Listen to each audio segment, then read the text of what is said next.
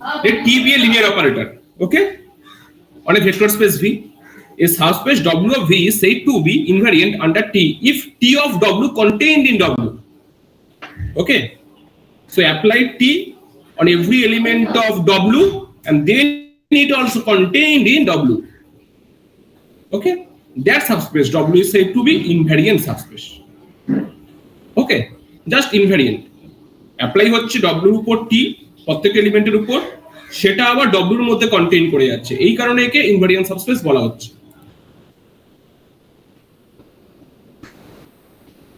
And clearly theta and V are invariant subspace under T because V is the vector space where W is contained in, and theta is what is theta? Zero element in V. So if we apply T of theta, then it also gives theta, and if we apply T of V, then all elements are also contained in V. So theta and V are invariant subspace. Okay.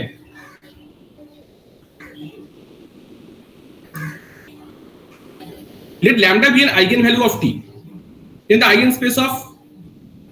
eigenspace is what? Eigenspace of T is what? N of T minus lambda. What is this? This is equal to V belongs to V. V is the vector belongs to V such that TV is equal to lambda V. A vector গুলো কি eigenvector. V belongs to V such that TV equal to lambda V. এই টাইপের element গুলোই হচ্ছে eigenspace-এর মধ্যে থাকবে। Now suppose if W belongs to N of T minus lambda I, then T minus lambda I of W equal to theta.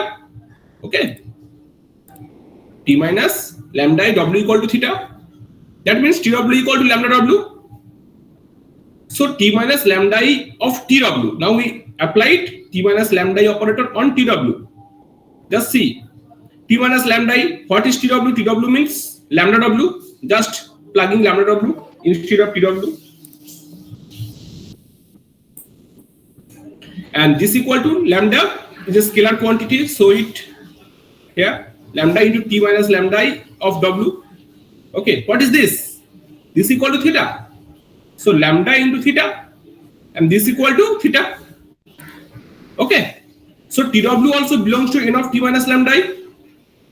Okay, so that N of T minus lambda is invariant under T. এটা কি বোঝা গেল? দেখো প্রত্যেকটা element আমি W টা N of T minus lambda eigenspace থেকে নিচ্ছি, তার উপর অপারেটর T, W টা তো আরবিট্রারি এলিমেন্ট, T অ্যাপ্লাই করার পরেও সেটা দেখছি N of T minus lambda এর মধ্যে ঢুকে যাচ্ছে, তার মানে কি N of T minus lambda is invariant under T. Clear? The eigenspace are one of the most invariant subspaces. তাহলে আমরা প্রুফ করে দিলাম the eigenspaces are one of the most invariant subspaces. আমি যদি পরীক্ষাটা দিতে পারি আইগেনস্পেসটা কি ইনভ্যারিয়েন্ট সাবস্পেস কেন বলা হচ্ছে, আমি যদি এক্সামে দিতে পারি এটা, সো এটা একটু প্র্যাকটিস করে রাখবি। এটা কি সবার বোঝা গেল? এটা বুঝতে কারোর অসুবিধা হলো? N of T minus lambda এটাকে আমরা কেন বলছি ইনভ্যারিয়েন্ট সাবস্পেস? ক্লিয়ার সবার?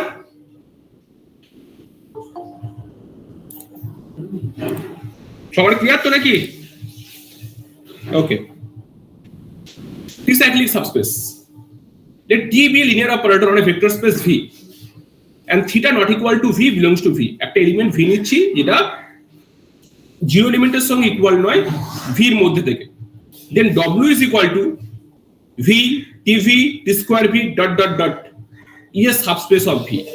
অবশ্যই এটা subspace, and W is known as the T cyclic subspace of V generated by V. Okay, এই যে V টা আমি V থেকে W ক্যাপিটাল V থেকে নিচ্ছি, T V T of V T square of V T cube of V করতে করতে T n of V, এই প্রত্যেকটা এলিমেন্ট গুলোকে নিয়ে, ওকে, ইনফাইনাইট নাম্বার অফ এলিমেন্ট কে নিয়ে যে W এর সাবস্পেসটা তৈরি হচ্ছে, ওকে, সেই সাবস্পেসটাকে আমরা কি বলছি? T cyclic subspace. That subspace is known as T cyclic subspace. And clearly W is invariant under T. এটা কি বুঝতে কারোর অসুবিধা হলো? W টা invariant under T কেন? এখন আমি invariant subspace ডেফিনিশন দেখলাম, T of W টা কন্টেইন করে যাচ্ছে, যদি W এর মধ্যে কন্টেইন করে যায় তবে সেটাকে ইনভ্যারিয়েন্ট সাবস্পেস বলবো। Just apply T of W, just see TV T square V T cube V, right? If we apply T on W, then we will get TV T square V T cube V dot dot dot, and all are contained in W also. Okay, so W is invariant under T. Clear? And this is the smallest subspace of V containing V that is invariant under T. এবং এটাই হচ্ছে কি সবচেয়ে smallest subspace, এর থেকে smallest কিছু হয় না। কারণ আমি একটা এলিমেন্টের উপর ডিপেন্ড করে সবগুলো হচ্ছে। একটা এলিমেন্ট যদি নাই নিই তাহলে আর সাবস্পেস তৈরি হবেই কি করে? অ্যাটলিস্ট একটা এলিমেন্ট নিচ্ছি এবং তার উপরে অ্যাপ্লাই করতে করতে টিভি, টি স্কোয়ার ভি, টি কিউব ভি সব এলিমেন্টগুলো ডব্লিউর মধ্যে কন্টেইন করছে এবং এটা হচ্ছে smallest subspace of V containing V. Okay, smallest subspace of V containing V that is invariant under P. If V is an eigenvector corresponding to eigenvalue lambda, then W equal to V. এটা বলতে পারবে এটা কেন লিখলাম? কেউ বলতে পারবে? এখানে ভিটা ছিল একটা হচ্ছে ভেক্টর, এবার আমি বলছি V is an eigenvector corresponding to eigenvalue lambda, then W is equal to the subspace containing only the element V. এটা কেন বললাম আমি? কেউ বলতে পারবে?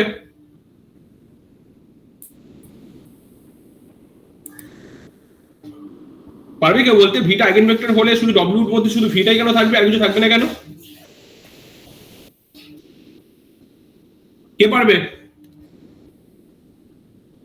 রেসপন্স করতে হবে তো। এই কি চুপ কেন সবাই? কেউ যদি কিছু বলো। ভিটা যদি আইগেনভেক্টর হয় করেসপন্ড টু আইগেনভ্যালু ল্যামডা, তাহলে ডব্লিউটা আমি বলছি শুধু ভি হবে। কিভাবে হচ্ছে? এই ছোট ছোট শর্ট কোশ্চেন পরীক্ষা কিন্তু আমি দেবো, ওগুলো বলতে হবে নিজেদেরকে। ইনভারিয়ান্ট সাবস্পেসের এটা দেখো, টি সাইক্লিক সাবস্পেসের ডেফিনিশনটা দেখো, আর ইনভারিয়ান্ট সাবস্পেসের ডেফিনিশনটা এখান থেকে ফলো করে যাচ্ছে। কিভাবে ফলো করছে? যদি ভিটা যদি একটা আইগেনভেক্টর হয় তার মানে কি টিভি এবং করেসপন্ড টু আইগেনভ্যালু ল্যামডা যদি একটা টিভি ইকুয়াল টু কি ল্যামডা ভি, তাই তো? তাহলে এবার যদি টি স্কয়ার অ্যাপ্লাই করি এর উপর টি অ্যাপ্লাই করি তাহলে এদিকে টিভি আসবে, আবার সেটা কি ল্যামডা স্কয়ার ভি হয়ে যাবে।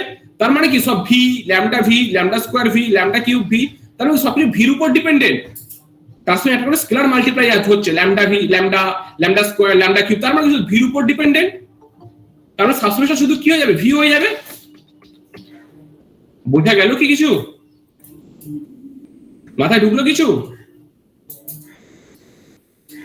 ওকে, as an example, let T from P of R to P of R be defined as T of P of X is equal to P dash of X, then P2 of R is the T cyclic subspace generated by X square.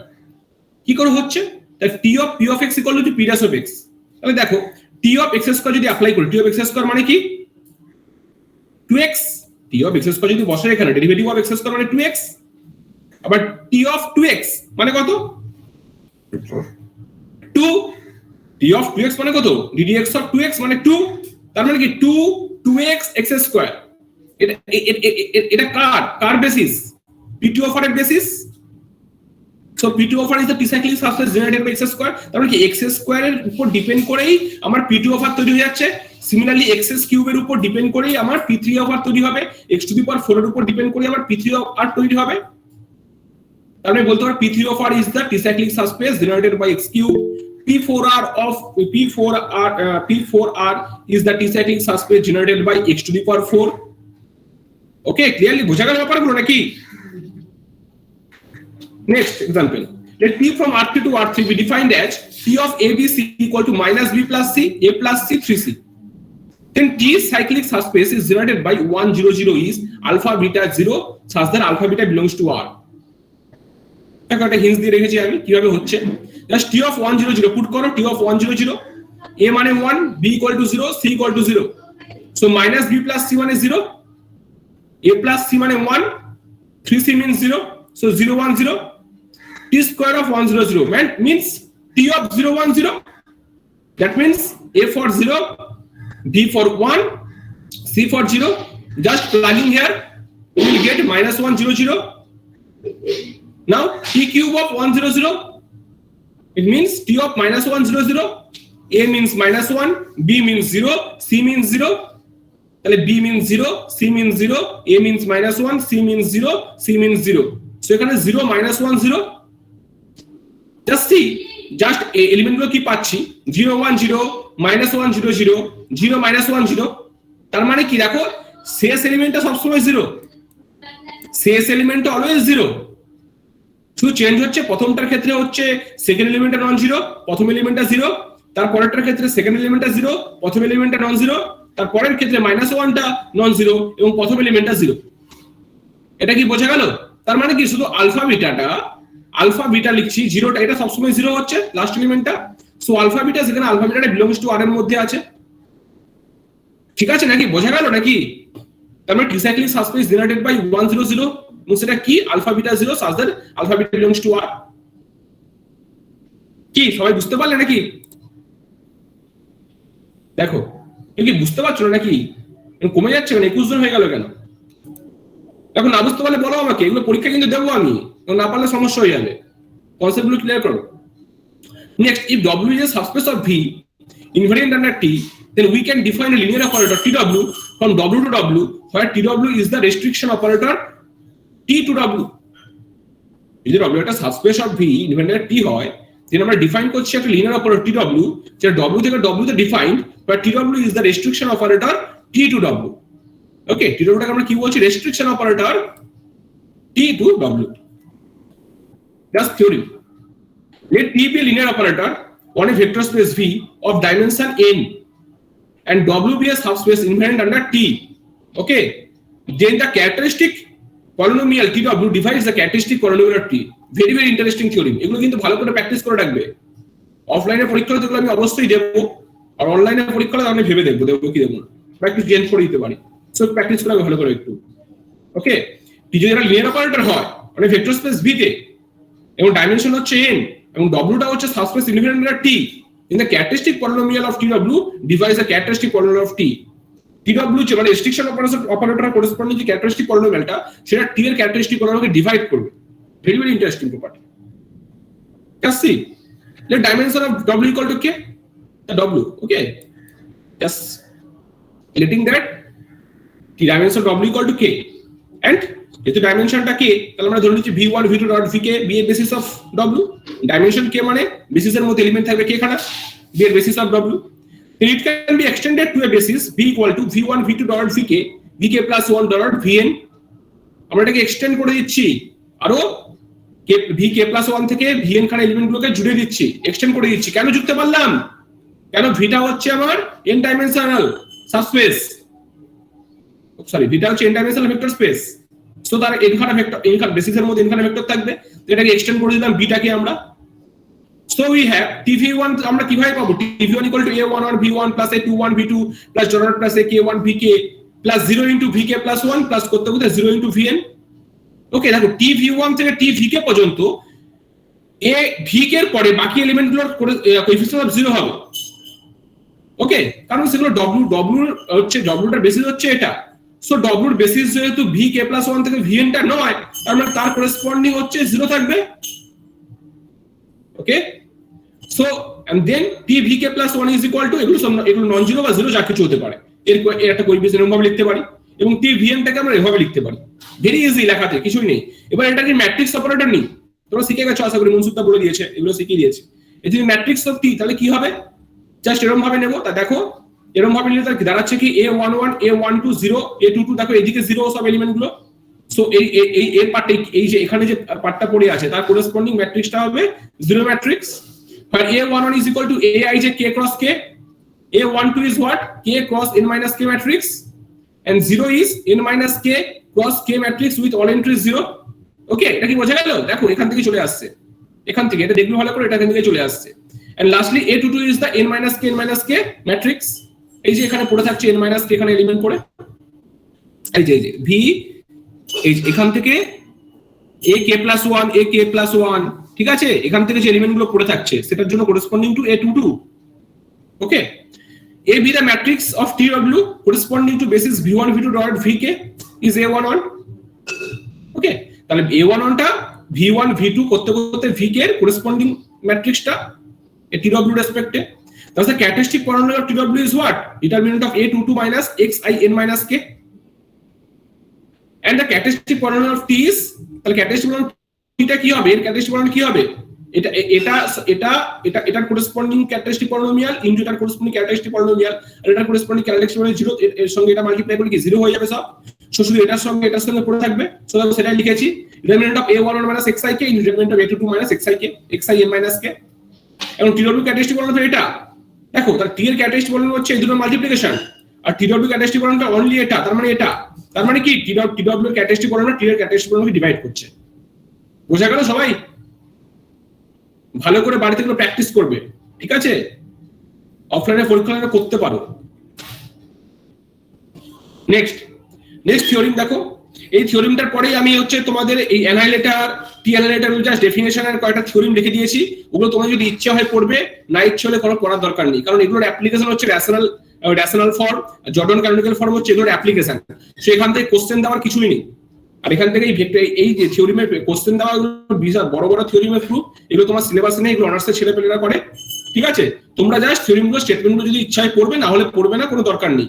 এগুলোর অ্যাপ্লিকেশনই হচ্ছে rational form, Jordan canonical form, যেগুলো আমি already করিয়ে দিয়েছিলাম first class থেকে। ওকে, so আমি theorem এই পর্যন্ত পড়াবো, এই অবধি পড়াবো, বাকিগুলো তোমার যদি ইচ্ছা হয় তোমরা পড়বে, না হলে পড়ার দরকার নেই। এগুলোর অ্যাপ্লিকেশন হচ্ছে rational form and Jordan canonical form. Okay, বোঝা গেল সবাই? দেখো থিওরিম দেখো, এই থিওরিমটা খুব important theorem and very very interesting. দেখো, let T be a linear operator on a finite dimensional vector space V and W be a subspace invariant under T. Okay, V টা একটা vector space and W is a subspace invariant under T. Let P of X be a polynomial such that P of T is equal to 0. Then P of TW equal to 0. তাহলে P of T এর একটা polynomial হয়, P of T is equal to 0 vector হয়, আমরা বলছি কি P of TW টা কি হবে 0। ওকে, let P of X equal ধরে নিলাম a0 plus a1x plus dot plus ak x to the power k. Then P of T is what? a0y plus a1t plus dot ak t to the power k. And P of TW is what? Just see a0iw plus a1tw plus dot plus ak tw k. Now P of T is equal to 0. This implies P of TV equal to theta. যদি P of T equal to 0 পড়ে দিয়েছে তো আমাদেরকে। ওকে, P of T is 0. So এই P of T 0 operator যদি আমরা ভেক্টরের উপর অ্যাপ্লাই করি, সেটা কি থিটা দেবে? অবশ্যই থিটা দেবে। থিটা একটা নন জিরো এলিমেন্ট, মানে নন জিরো বলছি, zero element in V। P of T যদি 0 হয়, this implies P of T V equal to theta for all V belongs to V. Then W belongs to W, capital W. Then P of TW of W is equal to what? A0W plus A1TW of W plus dot plus AKTW K of W. Just apply করছি অপারেটরটা, আর কিছুই না। তার মানে কি P of TW is equal to A0W plus A1T of W plus dot plus AKT KW. এটা বুঝে গেল? ওকে, so P of এটা কি P of T of W, এটা কি P of T of W. Okay, so P of TW means equal to theta. That means P of TW is equal to theta, and this holds for all W belongs to W, and so P of TW equal to 0. ঠিক আছে, বোঝা গেল সবার? থিওরিমটা দেখো, বুঝতে পারলে কিনা সবাই? বুঝতে পারলে থিওরিম দুটো? কারো অসুবিধা আছে বলতে পারো? ওকে, কারোর অসুবিধা নেই, ঠিক আছে। তাহলে এবারে অ্যানাইলেটার আর টি অ্যানাইলেটার, আরো তো তোমার থিওরিম আছে এখানে, আর সাইক্লিক ডিকম্পোজিশন থিওরিম, এগুলো তোমার যদি ইচ্ছা হয় পড়বে, তাহলে পড়ার কোনো দরকার নেই। জাস্ট এগুলো থেকে কোশ্চেন দেওয়ার কিছু নেই, জাস্ট এগুলোর অ্যাপ্লিকেশন হচ্ছে, আমি বললাম যে rational canonical form, Jordan canonical form. ঠিক আছে, সো আমি এতদিন যে ক্লাসগুলো নিলাম, আগের যে নোটগুলো, আর আজকে যে থিওরিমগুলো পড়ালাম, এন্ড যা পড়ালাম আজকে, যতটুকু পড়ালাম, সেগুলো ভালো করে পড়ো তোমরা পরীক্ষার জন্য। ঠিক আছে, সেগুলো ভালো করে পড়লে আশা করি ওর মধ্যে থেকে সব কোশ্চেন পাবে, যদি অফলাইনে এক্সাম হয়। আর অনলাইনে এক্সাম হলেও কোশ্চেন পাবে, বেশি অঙ্ক দেবো আমি। ঠিক আছে, সো ভালো করে প্রিপারেশন নাও তাহলে, যেগুলো পড়ালাম সেগুলো ভালো করে পড়ো। বিশেষ করে আগের ক্লাসগুলো, অবশ্যই যে নোটগুলো দিয়েছে এগুলো অবশ্যই ভালো করে প্র্যাকটিস করো। অঙ্কগুলো খুবই সহজ সহজ, তেমন কঠিন কিছুই নেই, সো ওগুলো ভালো করে প্র্যাকটিস করো।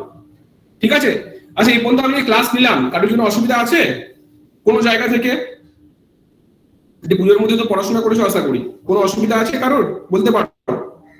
জর্ডন ক্যানোনিক্যাল ফর্ম নিয়ে, রেশনাল ক্যানোনিক্যাল ফর্ম নিয়ে কারোর কোনো অসুবিধা? কেউ কোনো কথাই বলে না, কারোর কোনো অসুবিধা আছে?